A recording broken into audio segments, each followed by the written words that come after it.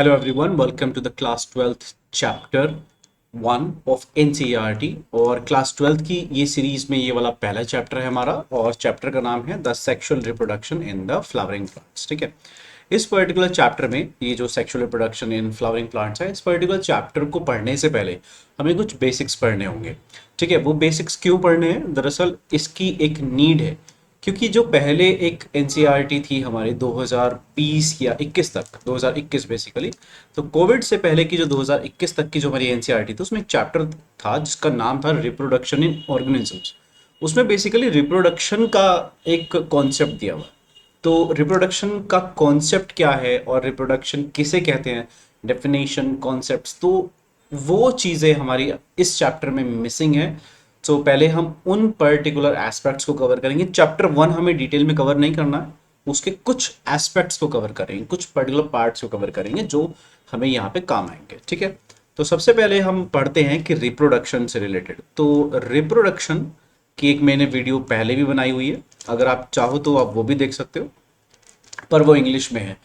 तो just in case अगर आपको वो समझ में ना आए तो उसमें आप यहाँ पर स्टडी कर सकते हो। देखो, तो बात करते हैं कि रिप्रोडक्शन क्या होता है। देखिए, सिंपल सी बात है, रिप्रोडक्शन की जब हम बात करते हैं, वी से दैट रिप्रोडक्शन जो है, सबसे पहले एक बेसिक चीज़ बताता हूँ मैं आपको कि ये एक बायोलॉजिकल प्रोसेस है। क्या है? एक बायोलॉजिकल प्रोसेस। जितने भी टाइप का रिप्रोडक्शन है, वेदर सेक्सुअल, एसेक्सुअल, व्हाटएवर, ये एक बायोलॉजिकल प्रोसेस है। ठीक है, और क्या बात कर सकते हैं भाई, बायोलॉजिकल प्रोसेस है। उसके अलावा ये किस में होता है? एक ऑर्गेनिज्म में होता है। किसके अंदर होता है? ऑर्गेनिज्म में होता है। तो ऑर्गेनिज्म करता क्या है? तो इसमें होता क्या है कि पेरेंट्स क्या प्रोड्यूस करते हैं? ऑफ स्प्रिंग्स प्रोड्यूस करते हैं। ऑफ स्प्रिंग्स मतलब बेबी, बच्चे को प्रोड्यूस करते हैं। अब जरूरी नहीं है कि हम ह्यूमन की ही बात करें, हो सकता है वो प्लांट, एनिमल, कुछ भी हो सकता है। ठीक है, तो of spring, parents produce of springs. और एक और इम्पॉर्टेंट पॉइंट, ये ऑफ स्प्रिंग्स जो होते हैं, ये कैसे होते हैं बेटा? ये सिमिलर टू पेरेंट्स होते हैं, मतलब पेरेंट से मिलते जुलते हैं। तो आपने कभी भी आम के पेड़ पे स्ट्रॉबेरी लगती हुई नहीं देखी। तो जो एक डॉग है वो डॉग को ही जन्म देता है, ह्यूमन ह्यूमन को ही जन्म देता है। आपने कभी भी ऐसा नहीं सुना होगा कि डॉग के अंदर से जो है एक सांप निकल गया है ना, ऐसा पॉसिबल नहीं है। So that has to be similar. तो ऑफ स्प्रिंग्स जो होते हैं वो सिमिलर होते हैं पेरेंट्स के लिए। अच्छा, चलिए, ये बात तो अब समझ में आ गई हमें। अब इसमें क्या होता है, हाँ एक और चीज बता देता हूँ। या तो टू पेरेंट्स होंगे, जैसे कि ह्यूमंस में भी होता है, या फिर हो सकता है एक वन, या फिर हम कह सकते हैं सिंगल पेरेंट भी हो सकता है। वन और single parent is also possible, ये भी पॉसिबिलिटी है। ठीक है, तो अब एक सवाल आता है कि भाई कोई भी ऑर्गेनिज्म है अगर, वो रिप्रोडक्शन कर ही क्यों रहा है? ह्यूमन है वो रिप्रोडक्शन क्यों कर रहा है, डॉग है वो रिप्रोडक्शन क्यों कर रहा है, एक अमीबा है वो रिप्रोडक्शन क्यों कर रहा है, तो सारे के सारे ऑर्गेनिजम्स जो हैं वो रिप्रोडक्शन क्यों कर रहे हैं। तो अब हम जो पॉइंट पढ़ने वाले हैं वो एक आंसर देता है वाई, कि रिप्रोडक्शन होता क्यों है। कोई भी ऑर्गेनिज्म रिप्रोडक्शन कर रहा है अगर, तो वो क्यों कर रहा है। ठीक है, तो समझते हैं। तो रिप्रोडक्शन से होता क्या है? इससे एंश्योर होता है कंटिन्यूटी ऑफ स्पीशीज। उनकी स्पीशीज टाइम के साथ कंटिन्यू रहे, ये बात एंश्योर हो जाती है रिप्रोडक्शन से। तो ensure continuity of species, continuity of their species. और एक और चीज, ये जो काम होता है जनरेशन आफ्टर जनरेशन, मतलब जनरेशन जनरेशन आती जाएंगी टाइम के साथ साथ, और इसी तरीके से वो रिप्रोडक्शन करते जाएंगे, अपना नंबर बढ़ाते जाएंगे। इसी चीज को क्या बोलते हैं? रिप्रोडक्शन बोलते हैं। ठीक है, तो रिप्रोडक्शन सबसे पहले तो एक बायोलॉजिकल प्रोसेस है। इसमें पेरेंट्स ऑफ स्प्रिंग प्रोड्यूस करते हैं। जो ऑफ स्प्रिंग्स होते हैं वो पेरेंट्स के सिमिलर होते हैं। टू पेरेंट्स भी हो सकते हैं और सिंगल पेरेंट भी हो सकता है। अगर आपको सिंगल पेरेंट का नहीं ध्यान आ रहा तो सिंपली ध्यान कर लीजिए, जैसे कि अमीबा था। तो एक अमीबा जो है वो दो पार्ट्स में स्प्लिट हो जाता है और दो अमीबा बना देता है। तो ये एक सिंगल पेरेंट का एग्जाम्पल है। और ऐसा ऑर्गेनिज्म करता ही क्यों है? To ensure continuity of the species generation after generation, इस काम के लिए वो करता है रिप्रोडक्शन। ठीक है, ये तो है basic definition about the reproduction. अब समझते हैं एक कॉन्सेप्ट कि रिप्रोडक्शन का जो कॉन्सेप्ट है ये दरअसल आया कहाँ से। देखिए, हमारी एक जो बुक है हमारी एनसीईआरटी, उसमें जो पहला चैप्टर है उसमें एक कॉन्सेप्ट दिया हुआ है, और वो कॉन्सेप्ट मैं आपको बता रहा हूँ। जो कोई भी ऑर्गेनिज्म है, वेदर इट इज प्लांट और एनिमल, तो उसका जन्म होता है यानी कि बर्थ। तो मान लीजिए ये जो है ये बर्थ को रिप्रेजेंट करता है, और ये जो लाइन है ये रिप्रेजेंट करती है डेथ को, मतलब कि उसका जीवन काल जो है पूरा उसकी बात कर रहे हैं। मान लीजिए कि वो 10 ईयर्स का है ना, 10 साल वो ऑर्गेनिज्म जीता है। तो इस पर्टिकुलर ड्यूरेशन, ये जो 10 ईयर्स की मैंने कहा कि यहाँ से लेकर के पूरा यहाँ तक का 10 ईयर्स है, तो नाउ दिस 10 ईयर्स, इसको हम क्या बोलते हैं बेटा, लाइफ स्पैन बोलते हैं। क्या बोलते हैं? Life span. तो लाइफ स्पैन जो होता है 10 साल का होता है। अच्छा, इस 10 साल के लाइफ स्पैन को फिर हम आगे फर्दर डिवाइड कर सकते हैं। मतलब क्या कर सकते हैं हम आगे फर्दर कैसे डिवाइड कर सकते हैं? मान लो वो 10 साल जी रहा है, ठीक है, कोई बात नहीं, वो 10 साल जिएगा, लेकिन अब हमने क्या करा, इसको भी पार्ट्स में डिवाइड कर दिया। कैसे पार्ट्स में डिवाइड करा? देखिए, तो सबसे पहले तो है बर्थ, फिर है हमारा ये वाला डेथ। कोई भी ऑर्गेनिज्म मरेगा तो है ही, चाहे हजारों साल बाद मरे, कैसे ही मरे, वो मरेगा तो है ही। ठीक है, ओके। तो अब ये बर्थ आ गया। अब यहाँ पर ये वाला जो इवेंट है ना, और ये वाला जो इवेंट है, ये इंपॉर्टेंट है। मैं आपको बताता हूँ है क्या। ये इवेंट है प्यूबर्टी। ये इवेंट क्या है? प्यूबर्टी, अगर हम ह्यूमंस की बात कर रहे हैं, एनिमल्स की बात कर रहे हैं। लेकिन अगर प्लांट की बात कर रहे हैं, तो प्लांट में ये है, ये स्टेज है फ्लावरिंग। यहाँ से फ्लावरिंग स्टार्ट हुई है। तो इसका मतलब ये है, जब से प्लांट का बर्थ हुआ और यहाँ तक इसने फ्लावरिंग नहीं करी थी, नहीं फ्लावरिंग नहीं करी थी। तो फिर इसको क्या बोलेंगे? ये जो फेज है, नंबर 1 डाल देते हैं इस पे, तो नंबर 1 फेज जो है, फेज ऑफ लाइफ, तो इस लाइफ स्पैन, सॉरी, तो लाइफ स्पैन का जो ये वाला फेज है, अगर हम एनिमल के लिए बात कर रहे हैं तो उसको बोल देते हैं जुवेनाइल, जुवेनाइल फेज। और अगर आप प्लांट के लिए बात कर रहे हो तो आप इसको बोल दोगे वेजिटेटिव फेज। मैं इसलिए ये बोल रहा हूँ क्योंकि ये पर्टिकुलर टर्म्स आपको लिखे हुए मिल जाएंगे कहीं कहीं पर, लेकिन आपको समझ में फिर नहीं आएगा। इसीलिए ये कॉन्सेप्ट बता रहा हूँ, थोड़ा सा एक्स्ट्रा हो रहा है, लेकिन आप समझ लीजिए ये कॉन्सेप्ट है जो आपको हेल्प करेगा रिप्रोडक्शन समझने के लिए। सेकंड जो चैप्टर होगा, फर्स्ट जो चैप्टर होगा आपकी बुक, नई बुक के अकॉर्डिंग, उसमें हम clear cut well established boundary बना सकते हैं और बहुत अच्छे से समझ में आएगा आपको। तो जुवेनाइल फेज होता है, वेजिटेटिव फेज हो गया, ठीक है। अब ये वाला फेज कौन सा है? इसमें तो प्यूबर्टी के बाद ह्यूमन क्या करता है? रिप्रोड्यूस करता है। फ्लावरिंग के बाद और प्लांट क्या करता है? रिप्रोड्यूस करता है। तो ये सेकंड स्टेज है, इसको बोलते हैं हम रिप्रोडक्टिव फेज। क्या बोला मैंने? इसको रिप्रोडक्टिव फेज बोल दिया। अब बायोलॉजी में ना हम एक बहुत ही बढ़िया काम करते हैं, जो मेन एक इवेंट है, मेन एक चीज है, उसके होने वाले उससे होने वाले पहली चीजों को हम बोल सकते हैं प्री। तो अगर मैं चाहूं तो मैं इसको बोल सकता हूं PRE, pre, sorry reproductive, spelling गलत हो गई, कोई बात नहीं, प्री रिप्रोडक्टिव फेज। अब इसमें हो सकता है एक फेज हो सकता है इसमें ज्यादा फेज हो, वट, लेकिन ये सारा का सारा रिप्रोडक्शन से पहले का, जब तक वो रिप्रोड्यूस नहीं कर रहा था, बर्थ से लेकर के जब तक उसने रिप्रोडक्शन की कोई प्रोसेस स्टार्ट नहीं करी, तब तक का वो फेज क्या है? Pre reproductive phase. फिर आता है रिप्रोडक्टिव फेज, और ऑब्वियसली बिल्कुल सही कहा आपने, यहाँ पर क्या आ जाएगा? Post reproductive phase. तो थर्ड फेज जो हो जाएगा वो हो जाएगा पोस्ट रिप्रोडक्टिव फेज। ठीक है, तो pre reproductive phase, post reproductive phase. इस पोस्ट रिप्रोडक्टिव फेज को हम एक और नाम दे सकते हैं, आप इसको सेनीसेंट फेज नाम से दे सकते हो। सेनीसेंट फेज, सेनीसेंट का मतलब होता है एजिंग का प्रोसेस, डेथ की तरफ बढ़ना, वो वाला एक प्रोसेस। तो सेनीसेंट फेज भी इसको नाम दे सकते हैं। अच्छा, ये वाला फेज, ये वाला जो पर्टिकुलर पार्ट है, इसको क्या बोलते हैं? इसको पर्टिकुलर कोई नाम नहीं दिया गया है, क्योंकि ये क्लियर कट डिफाइन नहीं होता है, ठीक है। तो इसको कोई नाम तो नहीं दिया गया, बट हमने कहा है एंड ऑफ रिप्रोडक्टिव फेज, तो आप इसको बोल सकते हो simply end of reproductive phase. ठीक है।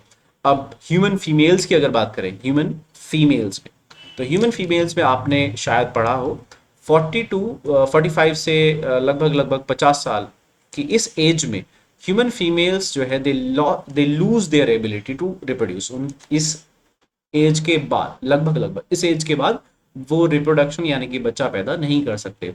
तो इस पर्टिकुलर फेज को ह्यूमंस में क्या बोला गया है? मेनोपॉज बोला गया है। ये लिखा मिलेगा, डोंट वरी अबाउट इट। तो मेनोपॉज बोला गया है। तो इसका मतलब ये है पोस्ट रिप्रोडक्टिव फेज में कोई भी रिप्रोडक्शन नहीं करता, लेकिन रिप्रोडक्टिव फेज में रिप्रोडक्शन होता है।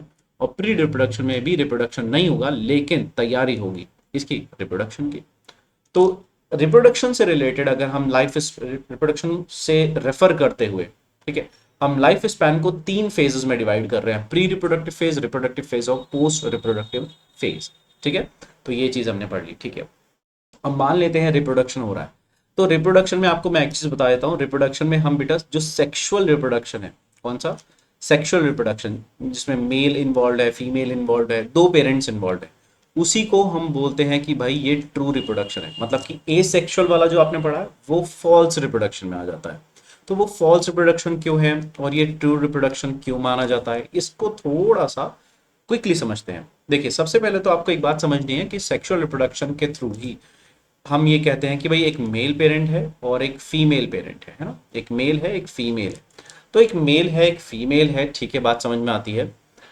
लेकिन एक इंपॉर्टेंट बात, ये दोनों अलग इंडिविजुअल्स हैं। मेन इंपॉर्टेंट, ये दोनों अलग इंडिविजुअल्स हैं, ये दोनों एक दूसरे से बिल्कुल भी मैच नहीं करते हैं। थोड़ा बहुत मैच है, लेकिन कैरेक्टर्स जो हैं, जो फीचर्स जो हैं, वो काफी हद तक डिफरेंट है, राइट? तो दैट इज वाई अब क्या होता है, सेक्सुअल रिप्रोडक्शन में एक पॉसिबिलिटी होती है कि इन मेल और फीमेल के जो जाइगोट बनेगा, अब जो यहाँ पे नया जनरेशन जो आएगी, इसमें दोनों के फीचर्स जो होते हैं मिक्स होते हैं, और इसी चीज को हम क्या बोलते हैं बेटा? वेरिएशंस बोलते हैं। कि जो बच्चा होता है वो माँ बाप से मिलता है, लेकिन पूरा अपने पापा से नहीं मिलेगा, 100% फादर से मैच नहीं करेगा। शक्ल थोड़ी बहुत मैच हो सकती है, बट फीचर्स जो हैं वो मम्मी पापा दोनों से मैच करते हैं। आपने सुना भी होगा कि इसकी आंखें मम्मी पे गई हैं, इसकी नाक मम्मी पे गई है। तो दैट इज बेसिकली कि उसकी बॉडी तो थोड़ा अलग है, लेकिन कैरेक्टर्स कहाँ से आए हैं? पेरेंट्स से आए हैं, लेकिन उसमें भी मिक्सिंग है। दैट मिक्सिंग, उसको हम क्या बोलते हैं बायोलॉजी में? बेसिकली वेरिएशन बोलते हैं। तो वेरिएशन की वजह से कोई भी ऑर्गेनिज्म जो होता है वो इवॉल्व होता है, वो बेटर होता है, वो एडवांस होता है ड्यूरिंग द टाइम पीरियड। मतलब 1-2 साल में नहीं, मिलियंस ऑफ ईयर्स की बात कर रहे हैं। तो मिलियंस ऑफ ईयर्स में कोई भी ऑर्गेनिज्म अपने आप को इंप्रूव करता है due to variations only. That is why we say that on the basis of millions of scales, millions of years, sexual reproduction की वजह से ही आज जो ह्यूमन है वो ज्यादा एडवांस हो पाया। तो that means, that is why we can say कि ये ट्रू रिप्रोडक्शन है। असली रिप्रोडक्शन तो सेक्सुअल है, जो एक सेक्सुअल कर रहा है वो तो बस नंबर बढ़ा रहा है। ठीक है, ओके। नाउ जो अब आता है सेक्सुअल रिप्रोडक्शन। अब सेक्सुअल रिप्रोडक्शन पढ़ने से भी पहले मैं आपको एक बहुत छोटा सा कॉन्सेप्ट बताना चाहूंगा। मैं इसको यहाँ से हटा देता हूँ सेक्सुअल रिप्रोडक्शन से रिलेटेड, क्योंकि सेक्सुअल रिप्रोडक्शन ही हमें पढ़ना है। सेक्सुअल रिप्रोडक्शन से रिलेटेड मैं आपको एक कॉन्सेप्ट बताने वाला हूँ। आप चाहो तो थोड़ा सा रिवाइंड करके इसका एक स्क्रीनशॉट ले सकते हो, ये इंपॉर्टेंट है। मैं ये वाला स्लाइड हटा रहा हूँ। Okay, now do pay attention. Sexual reproduction में एक इंपॉर्टेंट फेज है जो कि इस चैप्टर को स्टार्ट करने से पहले, और जो हम सेकंड चैप्टर पढ़ेंगे ह्यूमन रिप्रोडक्शन को स्टार्ट करने से भी पहले, बहुत बहुत बहुत ज़्यादा इंपॉर्टेंट है। तो सेक्सुअल रिप्रोडक्शन में कुछ हो ना हो, फर्टिलाइजेशन जरूर होता है। आपने फर्टिलाइजेशन 10th क्लास में पढ़ा है, right? The fusion of male and female gamete is called the fertilization, है ना? ये होता है, एक बेसिक डेफिनेशन होती है फर्टिलाइजेशन की, बिल्कुल सही है। लेकिन अगर मैं ये कहूं कि भाई फर्टिलाइजेशन से पहले भी तो कुछ होता है, हाँ बिल्कुल, फर्टिलाइजेशन से पहले गैमीट बनते हैं, मतलब स्पर्म प्रोड्यूस होता है, ओवम प्रोड्यूस होगा। वो मिलने का प्रोसेस तो फर्टिलाइजेशन है। तो fertilization is the process of fusion. तो इसका मतलब यहाँ तो फ्यूज हो रहे हैं, लेकिन फ्यूज तो तब होंगे ना जब वो बनेंगे। तो इसका मतलब प्री फर्टिलाइजेशन यहाँ पे भी हम लिख सकते हैं। तो ये है बेसिकली, अभी बताता हूँ, ये आ गया आपका प्री फर्टिलाइजेशन, और यहाँ पे अगेन आ जाएगा पोस्ट, यानी कि बाद वाला फर्टिलाइजेशन। तो फर्टिलाइजेशन के बाद वाला और फर्टिलाइजेशन से पहले वाला। तो प्री फर्टिलाइजेशन, अब ये क्या है? ये इवेंट्स है। किसके इवेंट्स हैं? Events of reproduction, sexual reproduction. तो इवेंट्स ऑफ सेक्सुअल रिप्रोडक्शन, ये pre fertilization, fertilization, post fertilization. इससे पहले जो हमने पढ़ा था वो अलग था, वो था phases of life span. Life span में डिफरेंट डिफरेंट फेजेस होते हैं, तो वो था अलग, ये इवेंट्स है, ठीक है, कि फर्टिलाइजेशन ये तो होना ही है किसी भी सेक्सुअल रिप्रोड्यूसिंग ऑर्गेनिज्म में। तो उसमें क्या क्या होता है वो सब हम बता रहे हैं, ठीक है। यहाँ पे तो फर्टिलाइजेशन में तो केवल फ्यूजन होता है, ठीक है भाई, बात समझ में आती है। अब प्री फर्टिलाइजेशन में भाई क्या क्या हो रहा है देखो, तो ध्यान से समझना। गैमीट मतलब कि स्पर्म ओवम, अगर ह्यूमन के पर्सपेक्टिव से बात करें, उनका फॉर्मेशन होता है, वो प्रोड्यूस होते हैं, है ना। तो गैमीट फॉर्मेशन, गैमीट प्रोडक्शन होता है, ठीक है। उसके बाद मैं और क्या बता सकता हूँ कि भाई गैमीट जो है वो ट्रांसफर भी होता है।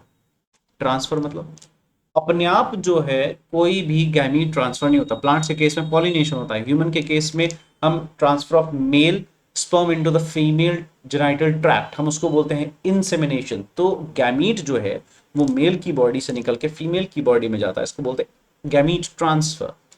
प्लांट में है तो पॉलिनेशन, एनिमल्स में है तो इंसेमिनेशन। टर्म अलग अलग हो गया, लेकिन दो प्रोसेस है, उसके बाद ही तो फ्यूजन होगा, उससे पहले तो फ्यूजन हो ही नहीं सकता, राइट, ठीक है। अब एक चीज ध्यान से समझना यहां पर, पोस्ट फर्टिलाइजेशन मतलब फर्टिलाइजेशन के बाद क्या होता है। ज्यादातर बच्चे क्या करते हैं, कॉन्सेप्ट में ये समझ लेते हैं, डेफिनेशन में क्योंकि लिखा होता है कि फर्टिलाइजेशन से जाइगोट बनता है, ये डेफिनेशन में लिखा होता है कि the process of fertilization is basically the fusion of male and female gamete to produce a zygote। बिल्कुल सही बात है, लेकिन ध्यान रखना ये जो फर्टिलाइजेशन है ना, ये केवल एक प्रोसेस है। तो इस प्रोसेस में क्या हुआ क्या नहीं हुआ हमें इससे मतलब नहीं, ये एक सिंपल एक प्रोसेस है। प्रोसेस के बाद जो भी हुआ वो पोस्ट फर्टिलाइजेशन में आएगा, दैट मीन्स जाइगोट फॉर्मेशन, वो पोस्ट फर्टिलाइजेशन में आएगा, फॉर्मेशन। तो जाइगोट जो बनता है वो पोस्ट फर्टिलाइजेशन है, क्योंकि फर्टिलाइजेशन क्या है, एक जैसे कि मैंने कहा एक प्रोसेस है, एक इवेंट है, बेसिकली प्रोसेस है। लेकिन उसके बाद फ्यूजन का है, केवल और केवल फ्यूजन। फ्यूजन के बाद क्या होता है, वो फर्टिलाइजेशन के बाद की बात चली जाती है। तो जाइगोट फॉर्मेशन इसी वजह से पोस्ट फर्टिलाइजेशन में आता है, ठीक है। जाइगोट हो गया, फिर उसमें क्या होगा, जाइगोट से वो एम्ब्रियो बनेगा, तो एम्ब्रियो जेनेसिस बोल देते हैं। एम्ब्रियोजेनेसिस का, जेनेसिस का मतलब होता है जनरेट करना, फॉर्म करना। तो एम्ब्रियोजेनेसिस मतलब एम्ब्रियो बनेगा, ठीक है। फिर एम्ब्रियो बनेगा, वो क्या करेगा, ऑर्गेनोजेनेसिस, बहुत सारे वो ऑर्गन्स बनाएगा। तो ये सीरीज है, पहले एम्ब्रियो जाइगोट फॉर्मेशन, फिर एम्ब्रियोजेनेसिस, एम्ब्रियो बनेगा बहुत अच्छे से, फिर ऑर्गन्स बनेंगे, उसको हम बोलते हैं ऑर्गेनोजेनेसिस।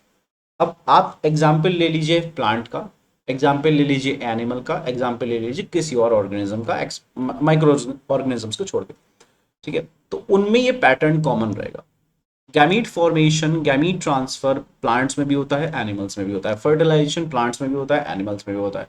पोस्ट फर्टिलाइजेशन में जाइगोट फॉर्मेशन प्लांट्स में भी होता है, एम्ब्रियो में भी होता है, एनिमल्स में भी होता है। जाइगोट फॉर्मेशन प्लांट्स में भी, एनिमल्स में भी। एम्ब्रियोजेनेसिस प्लांट्स में भी, एनिमल्स में भी। ऑर्गेनोजेनेसिस भी प्लांट्स में भी, एनिमल्स में भी। So this is a common concept, ठीक है। इसीलिए मैंने कहा था कि अब जो मैं आपको पढ़ाने वाला हूँ ये चैप्टर 1 और चैप्टर 2 के लिए एप्लीकेबल है। अगर आप चाहें तो इसकी पीडीएफ डाउनलोड कर सकते हैं फ्रॉम द गूगल, सर्च करिए आपको मिल जाएगी। रिप्रोडक्शन इन ऑर्गेनिजम्स चैप्टर का नाम है, ठीक है, पीडीएफ आपको मिल जाएगी। लेकिन मैं आपको एक टोटल वे में, आपको एक कंसाइज फॉर्मेट में आपको बता दिया है कि बेसिकली होता क्या है इन पर्टिकुलर चैप्टर्स में, ठीक है। Okay, the video is quite long हो चुकी है, तो मैं अब चैप्टर 1 जो है वो बेसिकली अब नेक्स्ट पार्ट से ही स्टार्ट करेंगे, क्योंकि फिर थोड़ा सा डिले हो जाएगा। So this is the part, और बस इसमें एक पार्ट और ऐड कर देता हूं मैं, कि अगर कोई भी ऑर्गेनिज्म बाइसेक्सुअल है, क्या है, कोई भी ऑर्गेनिज्म बाइसेक्सुअल है, तो अगर वो एनिमल है तो उसके लिए बोलेंगे हम हर्मैफ्रोडाइट, ये आपने 11th क्लास में पढ़ा। या फिर हम उसको प्लांट है अगर, तो उसको बोल सकते हैं मोनोइशियस, स्पेलिंग शायद गलत हो, सो मोनोइशियस बोलते हैं उसको, ठीक है। और अगर वो यूनिसेक्सुअल है तो सिंपली यूनिसेक्सुअल बोल दीजिए, या ना, यहाँ पे तो यूनिसेक्सुअल ही आएगा, लेकिन यहाँ पर आ जाएगा डाइओशियस, आईओयूएस, डाइओशियस, ठीक है। तो मोनोइशियस मतलब मोनो मीन्स वन, तो एक ही ऑर्गेनिज्म में मेल भी है फीमेल भी है। लेकिन अगर डाइओशियस मतलब दो अलग अलग ऑर्गेनिजम्स में मेल और फीमेल अलग अलग प्रेजेंट, ठीक है। तो this is the basic detail about the fertilization. I hope you have understood the process, और बेसिक आपको समझ में आ गया। नहीं समझ में आया एक बार फिर से देखना, ठीक है। लेकिन कोशिश करना इस चीज़ को लिख लिख के समझ सको। जो टाइमलाइन मैंने ऐसे एरोज करके ड्रॉ करा है कि यहाँ से यहाँ तक, इसको खुद ड्रॉ करके खुद समझना ज़्यादा अच्छा समझ में आएगा। Okay, so that's it for today. Thank you everyone.